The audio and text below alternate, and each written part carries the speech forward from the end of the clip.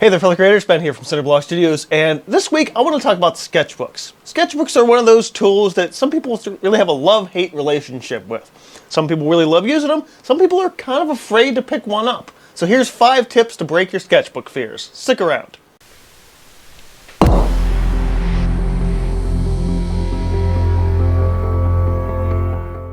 So why even keep a sketchbook in the first place?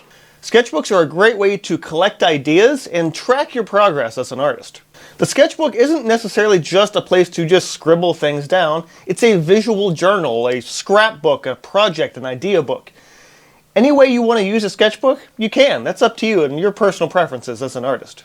But if the idea of keeping a sketchbook is just a little too intimidating, here are a few tips on breaking out of that. First off, you want to find a certain size that is the most comfortable for you to use.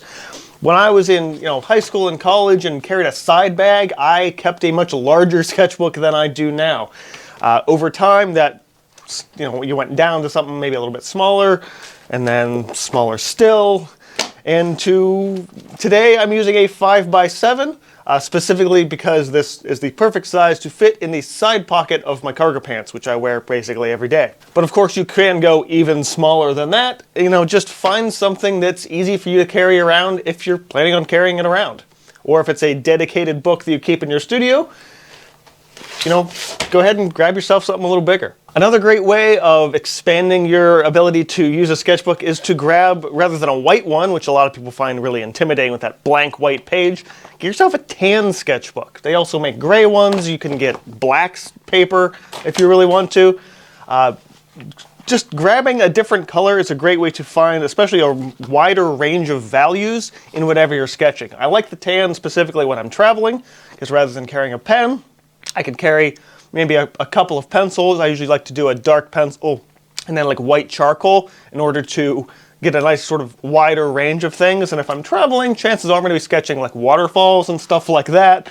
And having white, like either a white charcoal or a white colored pencil is really, really good for that. Another thing that I think really holds people back is tip 3, change up the order. There's no reason that you should feel obligated to go cover to cover from front to back.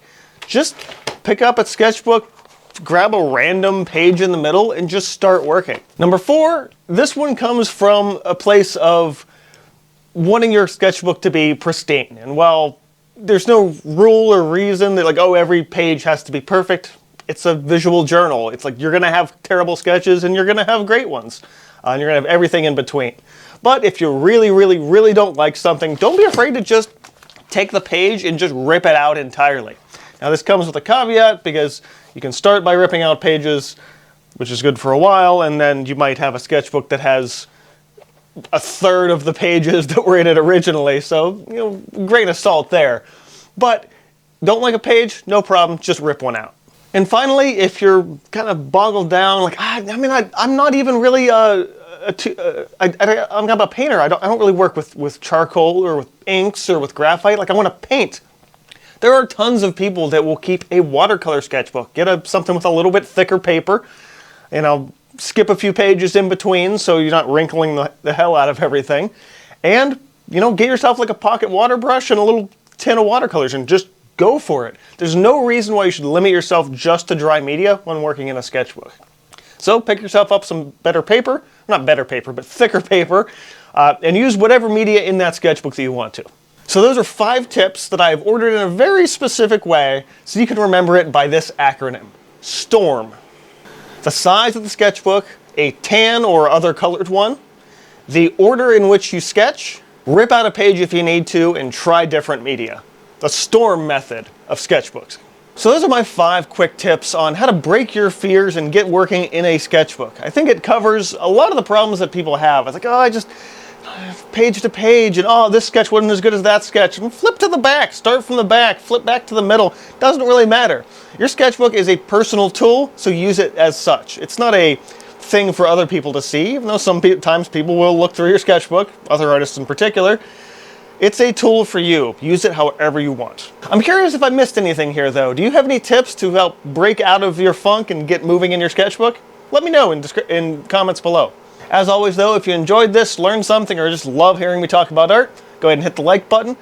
Check me out in the links in the description box below. And this has been reminding you to keep on creating. Stay inspired, and I will see you guys next time.